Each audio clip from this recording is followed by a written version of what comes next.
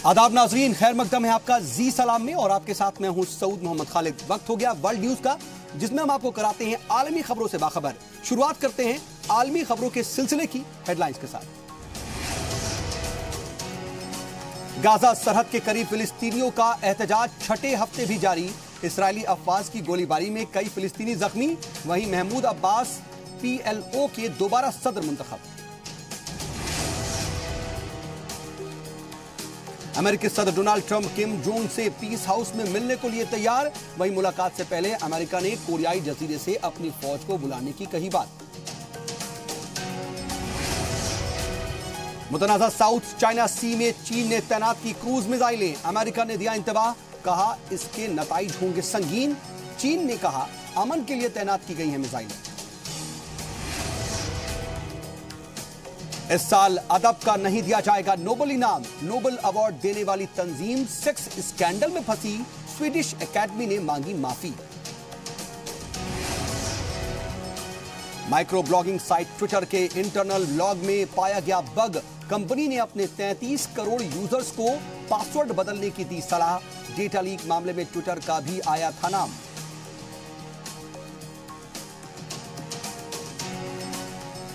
और चलिए world news में तफसील से आगे बढ़ते हैं। गाजा सरहद के पास फिलिस्तीनियों का एहतजाज छठे हफ्ते भी जारी है और आज जुमे के बाद हजारों फिलिस्तीनियों ने इस्राएली ज़ाहिरियत के खिलाफ एक बार फिर एहतजाज किया। हर हफ्ते जुमे के दिन यह एहतजाज हो रहा है। पिछले 6 हफ्ते से इस्राएली सिक्योरिटी अफवाज ने मुजाहिरा कर रहे फिलिस्तीनियों पर आज आंसू गैस के गोले छोड़े और फायरिंग भी की।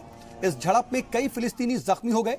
30 मार्च से हर जुमे को होने वाले इस मुजाहिरे की वजह से अब तक इस्राएली फौज की गोलीबारी में 41 फिलिस्तीनी हलाक हो चुके हैं, जबकि सैकड़ों जख्मी हुए हैं।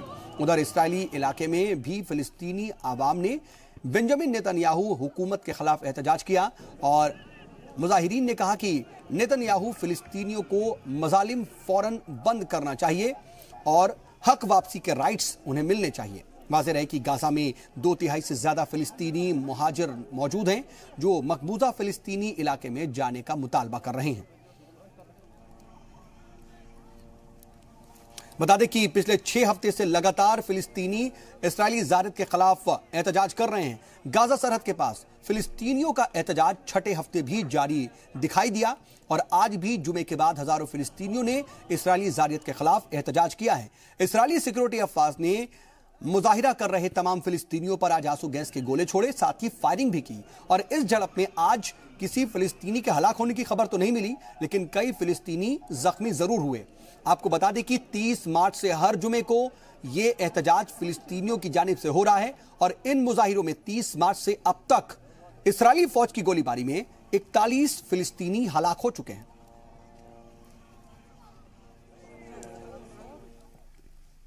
और इधर इन सब के बीच फिलिस्तीनी सदर महमूद अब्बास को तंजीम आजादी फिलिस्तीन यानी कि PLO की एग्जीक्यूटिव कमेटी का दोबारा से सदर मुंतखब कर लिया गया है। जराए के मुताबिक रामल्ला में हुए फिलिस्तीन नेशनल काउंसिल के 4 रोजा इजलास के आखिरी दिन PMO के नए ओहदेदारों का इंतखाब अमल में आया। काउंसिल ने 15 रुकनी नई एग्जीक्यूटिव कमेटी का इंतखाब किया। यह कमेटी PLO की सबसे बाअख्तियार इदारा समझा जाता है और एग्जीक्यूटिव कमेटी के अरकान ने महमूद अब्बास को हमास के साथ जारी कशीदगी खत्म करने की जिम्मेदारी भी सौंपी।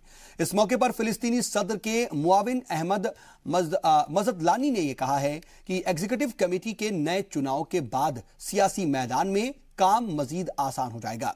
वाज़ेह रहे कि अमेरिका के जरिए यरूशलेम को इसराइल की राजधानी तस्लीम करने और मशरिक़े वुस्ता में कशीदा हालात के पेश नजर सदर महमूद अब्बास ने 22 बरस बाद PLO की एग्जीक्यूटिव कमेटी की मीटिंग बुलाई, लेकिन हमास और अल जिहाद इस्लामी जैसी तंजीमों ने इस मीटिंग का बायकॉट किया।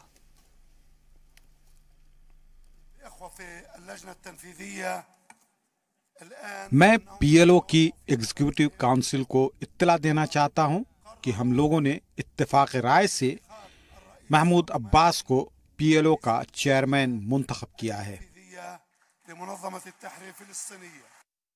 पूरी सूरत हाल पर मजीद बातचीत के लिए हमारे साथ मिडिल ईस्ट के एक्सपर्ट कमर आगा साहब फोन लाइन के जरिए जुड़ चुके हैं। कमर सर, बहुत इस्तकबाल आपका जी सलाम पर। जी यार सर फिलिस्तीनियों का जो एहतजाज है, हम देख रहे हैं कि छठे हफ्ते भी आज जारी रहा। फिलिस्तीनियों का कत्लेआम भी इन सब के बीच हम देख रहे हैं कि वो जारी है, लेकिन दुनिया में इसकी आवाज सुनाई तक नहीं दे रही है। अक़वाम मुत्तहिदा अब तक एक मज़ाहमी किरदार तक नहीं अदा कर पाया है। इस खामोशी का मतलब क्या समझा जाए सर? बहुत अहम सवाल। देखिए, सबसे बड़ी बात यह है कि फिलिस्तीन का मसला जो सबसे पहले उठाने वाले होते हैं वो अरब होते हैं। अरब देश ही खामोश हैं, वो आपस में लड़ रहे हैं या वहाँ पे सिविल वॉर चल रही है कुछ देशों में। ये इंतहा खराब हालात हैं पूरे अरब वर्ल्ड के। और उसके अलावा वहाँ डेमोक्रेसी तो है नहीं, और जहाँ जहाँ नहीं भी गवर्नमेंटें हैं वहाँ। फिर उसके अलावा ये भी है कि अब सऊदी अरबिया इस वक्त खुल के बिल्कुल खामोश है, कोई बात नहीं कर रहा फिलिस्तीन को लेके।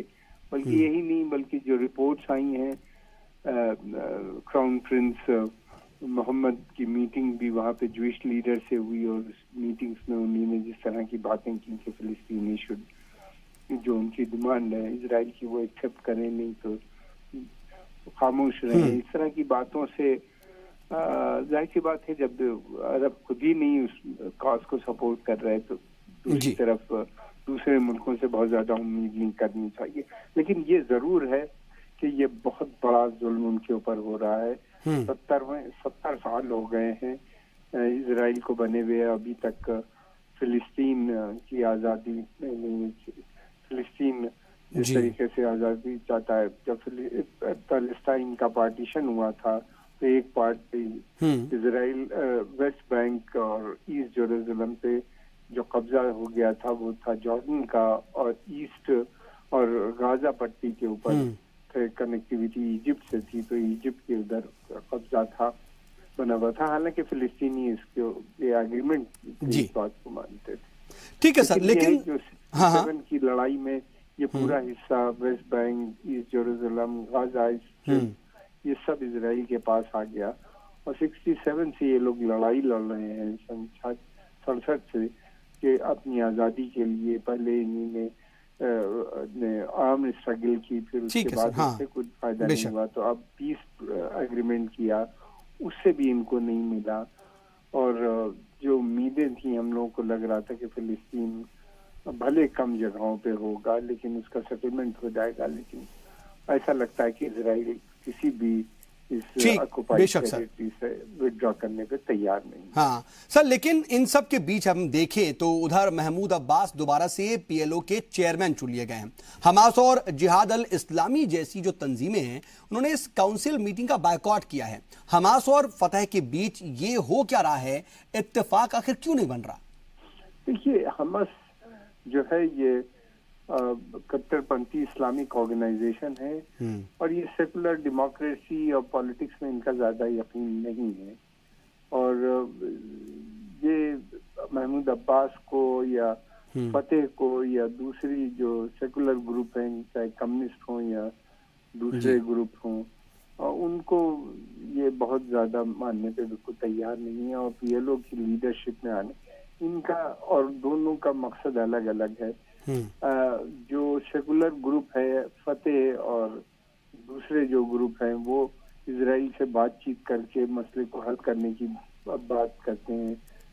और दूसरी तरफ ये जो हमास है या इस्लामिक जिहाद, इस तरह के दूसरे ग्रुप जो हैं, वो इजराइल को रिकॉग्नाइज नहीं करते। ये एक बड़ा दोनों में फर्क है, और इसी वजह से वो लोग पीएलओ की जो मीटिंग नहीं कर रहे हैं सर। लेकिन सर, क्या हमास और फतह के बीच ये इक्तदार की जंग है? अगर है तो फिर फिलिस्तीन काउस का क्या होगा? ये एक बड़ा सवाल शायद कहीं खड़ा हो गया इस वक्त। जी बिल्कुल सही कहा। इक्तदार की तो नहीं, फतेह ने, महमूद अब्बास ने इन लोग को इनवाइट किया था, और वो चाहते थे कि ये लोग भी आए और ज्वाइन करें ताकि बार्गेनिंग कैपेसिटी बढ़ सके और इजराइल से बातचीत अगर हो तो उसमें कुछ नतीजे पे पहुंचे। लेकिन हमास इस बात से बिल्कुल राजी नहीं है। उनका मानना यह है, वो बिल्कुल इजराइल को रिकॉग्नाइज भी नहीं करती।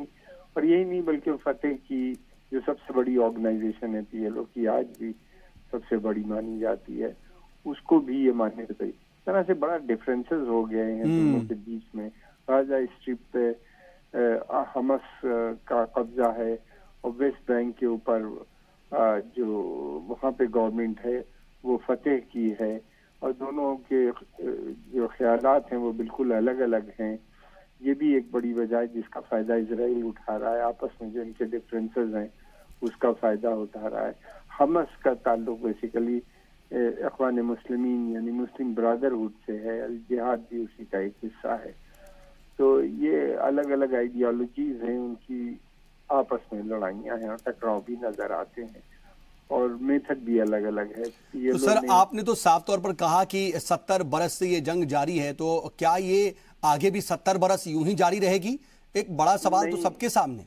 इस वक्त तो इजराइल का मंशा ऐसा लगता है कि ऐसी हालात हो गए, इसमें कहाँ फिलिस्तीनी वहाँ पे रह पाएंगे। वेस्ट बैंक में लगातार वहाँ पे सेटलमेंट्स बनते जा रहे हैं, नई नई कॉलोनीज बनती हैं, उनकी जमीन ऑक्युपाई कर ली जाती है, फिलिस्तीनियों को वहाँ से धकेल दिया जाता है। कोशिश इस बात की है कि ज्यादा से ज्यादा फिलिस्तीनियों को वहाँ से निकाल दिया जाए और पूरे फिलिस्तीन के ऊपर अपना कब्जा कर लिया जाए। और इसका हल जो है कम से कम मुस्तकबिल करीब में नजर नहीं आ रहा है। ये सबसे बड़ी बात है, क्योंकि तमाम फरीक तो हैं लेकिन वो वाज़े तौर पर कोई कंस्ट्रक्टिव अमल लेते हुए नजर नहीं आ रहे। सर वक्त ज्यादा नहीं है, इजाजत नहीं दे रहा आपसे आगे बातचीत के लिए, इसलिए आप हमारे साथ जुड़े, इसके लिए बहुत बहुत शुक्रिया सर आपका। और चलिए बढ़ते आगे। ईरान और सऊदी अरब की अगर बात करें तो दोनों के बीच कशीदगी कम होने का नाम ले नहीं रही है। अरब ममालिक में ईरानी मुदाखलत के पेश नजर सऊदी अरब ने मराकश के साथ मिलकर के काम करने पर इत्तेफाक किया है। सऊदी अरब के शाह सलमान बिन अब्दुल अजीज और मराकश के बादशाह शाह महमूद ने ईरान की बढ़ती मुदाखलत पर साथ मिलकर काम करने पर इत्तेफाक किया है। और अल अरबिया के मुताबिक इस सिलसिले में शाह सलमान बिन अब्दुल अजीज ने मराकशी फरमा रवा से टेलीफोन पर बातचीत की। इस मौके पर शाह सलमान ने मराकश हुकूमत को यकीन दिलाया कि सऊदी अरब ईरान की तरफ से लाहक खतरात में रुबात के साथ है और उसकी सलामती पर आंच आने नहीं दी जाएगी। दोनों रहनुमाओं ने ईरानी रिजीम के अरब ममालिक में मुदाखलत और अरब हुकूमतों को अदम इस्तेहकाम से दो चार करने की ईरानी साजिशों को मिलकर के मुकाबला करने पर इत्तेफाक किया। वाज़ेह है कि 3 रोज कबल मराकश ने ईरान पर अलहदगी पसंद ग्रुप पोलिसारियो फ्रंट के जंगजुओं की मदद करने का भी इल्जाम आयद किया था। उसके बाद ईरान से सिफारती ताल्लुकात खत्म कर लिए थे। और इधर मैसेजिंग ऐप टेलीग्राम के बंद होने से ईरान के जो तमाम लोग हैं वो हुकूमत से खफा नजर आ रहे हैं। लोग इसे इंटरनेट सेंसरशिप के तौर पर देख रहे हैं। दरअसल ईरान के कल्चर और मीडिया कोर्ट ने इस ऐप को बंद करने का हुक्म दिया है। इसके बाद हुकूमत लोगों से यह कह रही है कि वो टेलीग्राम बंद करके घरेलू सोरोश ऐप का इस्तेमाल शुरू करें। सुप्रीम लीडर आयतुल्लाह खामनई ने भी नौजवानों से कहा कि उन्होंने टेलीग्राम पर अपना अकाउंट बंद कर दिया है और लोग भी यही करें। आपको बता दें कि ईरान में 80 लाख से ज्यादा लोग इस बरतानवी मैसेजिंग ऐप का इस्तेमाल करते हैं, लेकिन इसके अचानक बंद होने से लोग परेशान हैं। आम लोगों का कहना है कि मुल्क में फेसबुक और ट्विटर पहले ही बंद हैं, इस पर पाबंदी है। ऐसे में इस मैसेजिंग ऐप के बंद होने से ईरान सियासी, समाजी और तहजीबी तौर पर पिछड़ जाएगा। लोग इसको लेकर के कहीं ना कहीं अपनी नाराजगी जाहिर कर रहे हैं। और इराक में पार्लिमानी इंतखाबात के लिए 12 मई को वोट डाले जाने वाले हैं और इसके लिए तशहीरी मुहिम जोरों पर हैं।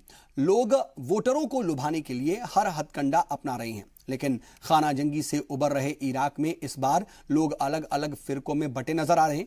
कबायली ग्रुप का बोलबाला नजर आ रहा है। उधर इंतखाबात में बदउनवानी के मामले भी सामने आ रहे हैं। पार्लियामेंट के एक सरकर्दा रुकन ने इल्जाम आयद किया है कि बाज सियासी जमातें और उम्मीदवार शहरियों से पैसे के एवज में वोट खरीद रहे हैं। वहीं इराक के सुप्रीम रहनुमा आयतुल्लाह अली सिस्तानी ने इराकी आवाम को पार्लिमानी इंतखाब में बदउनवान अनासिर को मुस्तरद करने की ताकीद की है और सिस्तानी ने कहा कि लोग ऐसे सियासी लीडरों को चुने जिनकी छवि साफ सुथरी हो।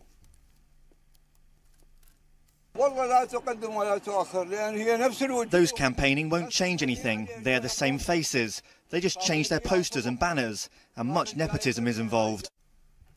और रुकेंगे यहां पर एक छोटे से ब्रेक के लिए, जल्द होते हैं sir.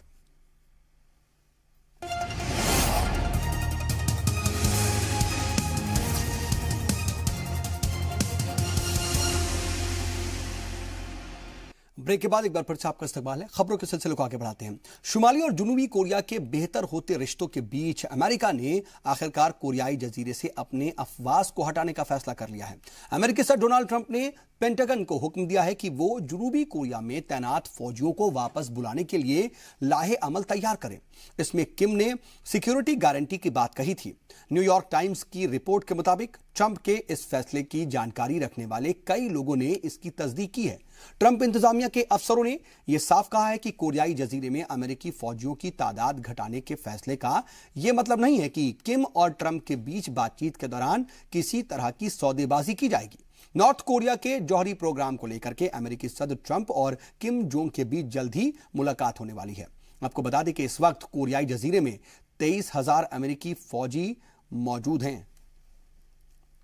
We're well aware of China's militarization of the South China Sea. We've raised concerns directly with the Chinese about this, and there will be near-term and long-term consequences, and we'll certainly keep you up to date. इधर मुतनाज़ा south China सी में चीन के बढ़ते militarisation को देखते हुए दरअसल America ने इंतबाह दिया है। साउथ चाइना सी में जुमेरात को दरअसल चीन ने अपने एंटी शिप क्रूज मिसाइलों को और सतह से हवा में मार करने वाले मिसाइल सिस्टम को तैनात किया था, और इसके बाद अमेरिका ने इसको लेकर के सख्त तनकीद का इजहार किया। इसके बाद अमेरिका ने कहा कि इसके नताइज संगीन होंगे। अमेरिकी खुफिया एजेंसी ने यह दावा किया कि चीन ने अपने 3 आर्टिफिशियल जजीरे पर एंटी शिप और एंटी एयरक्राफ्ट मिसाइलें तैनात की हैं। व्हाइट हाउस की तर्जुमान सारा सैंडर्स ने कहा कि हमें इस बात की जानकारी है कि जनूबी चीन समुद्र में चीन की नीयत क्या है और वो क्या करना चाहता है। बता दें कि साउथ चाइना सी दुनिया का सबसे बड़ा मुतनाज़ा इलाका माना जाता है, उनमें से ये एक है। दरअसल इस पर चीन अपना हक जताता है। वहीं फिलीपींस और वियतनाम जैसे छोटे छोटे मुल्क भी इस पर अपना दावा कर चुके हैं। वहीं चीन और अमेरिका के बीच तिजारती जंग के खदशात को टालने के लिए दोनों मुल्कों के आला अफसरों की मीटिंग बीजिंग में दूसरे दिन भी जारी रही। वजीर मालियात स्टीवन मुनुचिन की अगुवाई वाले अमेरिकी वफ्द चीन के नायब वजीर आजम लियू ही की सरबराही वाले चीनी वफ्द के साथ बातचीत कर रहे हैं। दुनिया की इन दो अहम मईशत के बीच तिजारती मोर्चे पर जारी खींचतान के बीच इस मीटिंग को काफी अहम माना जा रहा है। इन मुज़ाकरात में दोनों मुल्कों के वफ्द इस कोशिश में हैं कि दो तरफा तिजारत के पेचीदा मामलात को हल करें।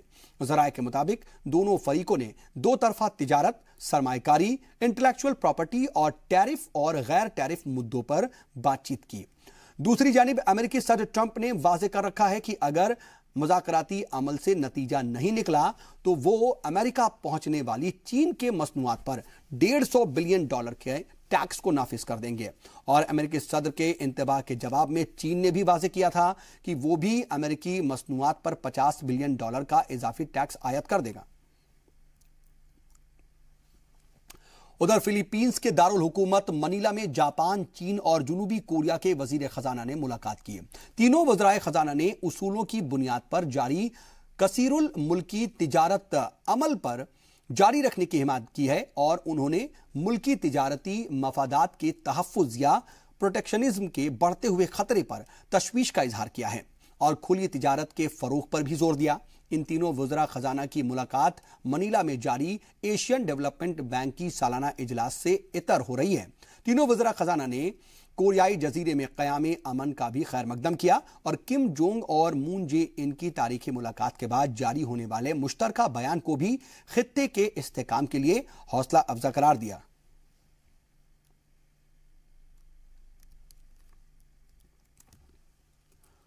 बढ़ते खबरों में आगे, अमेरिकी सदर डोनाल्ड ट्रंप ने आखिरकार मान लिया है कि उन्होंने अपने अटॉर्नी माइकल कोहेन को वो $1,30,000 अमेरिकी वापस कर दिए हैं जो पॉर्न स्टार स्टॉर्मी डैनियल्स को चुप रहने के लिए अदा किए गए थे। लेकिन व्हाइट हाउस के प्रेस सेक्रेटरी कुछ और ही बोल रही हैं। जब उनसे इस मुतालिक पूछा गया तो उन्होंने रकम की अदायगी से इनकार किया। रिपोर्टर ने जब सारा से कहा कि यह बात खुद ट्रंप के वकील रूडी गुलियानी कबूल कर चुके हैं कि ट्रंप ने पॉर्न स्टार को रकम की अदायगी की है, तो सारा सैंडर्स ने सदर ट्रंप पर उन्हें तारीखी में रखने का इल्जाम लगाया। मीडिया से यह कहा गया कि सारा सैंडर्स ने आई। मीडिया से सारा सैंडर्स ने इस बारे में क्या कुछ कहा था और क्या कुछ जवाब उनका सामने आया था, वो आपको सुनवाते हैं। This was information that the president didn't know at the time, but eventually learned. The president has denied and continues to deny the underlying claim. And again, I've given the best information I had at the time. And I would refer you back to the comments that you yourself just mentioned a few minutes ago about the timeline from Mayor Giuliani. वक्त एक और छोटे से break का, जल्द होते हैं answer.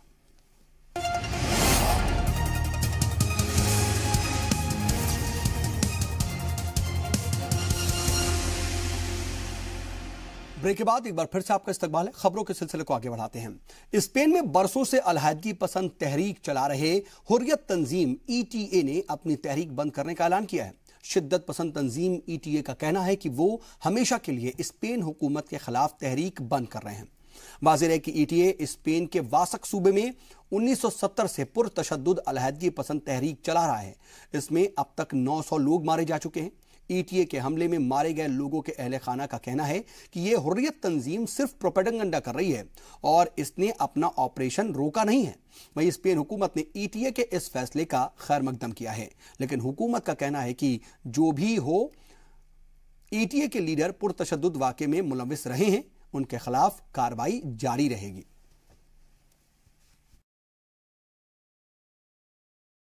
अदब का नोबेल इनाम नहीं दिया जाएगा। दरअसल नोबेल अवार्ड देने वाली तंजीम सेक्स स्कैंडल में फंस गई है और इसके बाद 2018 में अदब का नोबेल देने का फैसला मुलतवी कर दिया गया है। अब यह अवार्ड 2019 में दिया जाएगा।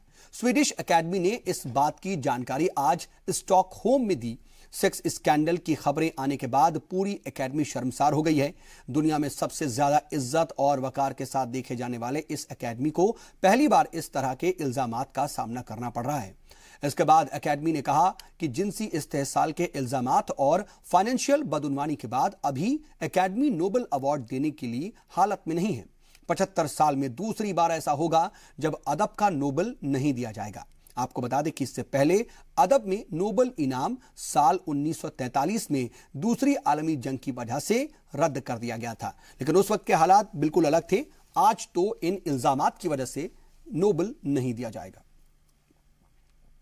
उधर नोबेल का अमन अवार्ड की रेस में अमेरिकी सदर डोनाल्ड ट्रंप भी शामिल हो सकते हैं, यह खबर आ रही है, क्योंकि अमेरिका के 17 रिपब्लिकन पार्लियामेंटेरियन ने इस साल के नोबेल अमन इनाम के लिए डोनाल्ड ट्रंप को एक तरीके से नॉमिनेट किया है।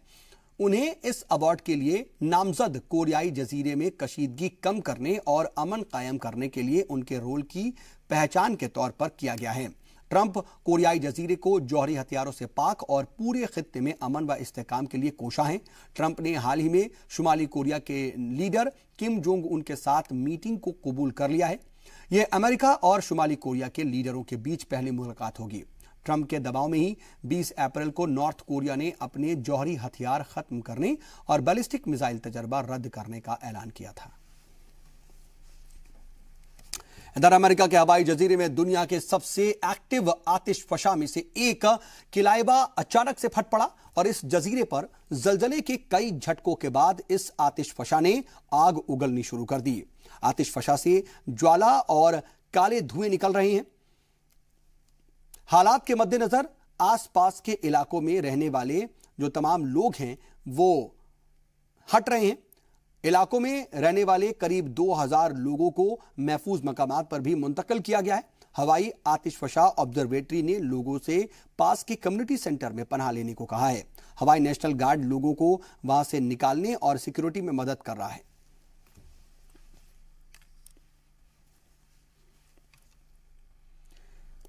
इधर माइक्रो ब्लॉगिंग साइट ट्विटर ने अपने 33 करोड़ यूजर से पासवर्ड बदलने की गुजारिश की है। दरअसल माइक्रो ब्लॉगिंग साइट ने ट्वीट कर यह कहा कि इंटरनल लॉग में एक बग पाया गया है जिसे ठीक कर दिया गया है। ट्विटर की तरफ से जारी किए गए इस बयान में कहा गया है कि इंटरनल लॉग में बग की वजह से यूजर्स के डेटा पर कोई असर नहीं पड़ा है।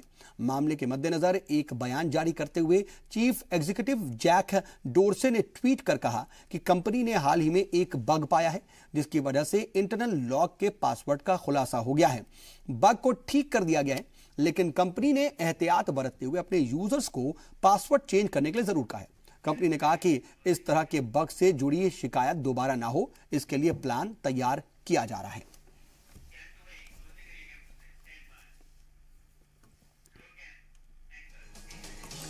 और चलिए इसी के साथ वर्ल्ड न्यूज में आज के लिए बस इतना ही। बने रहिए जी सलाम के साथ।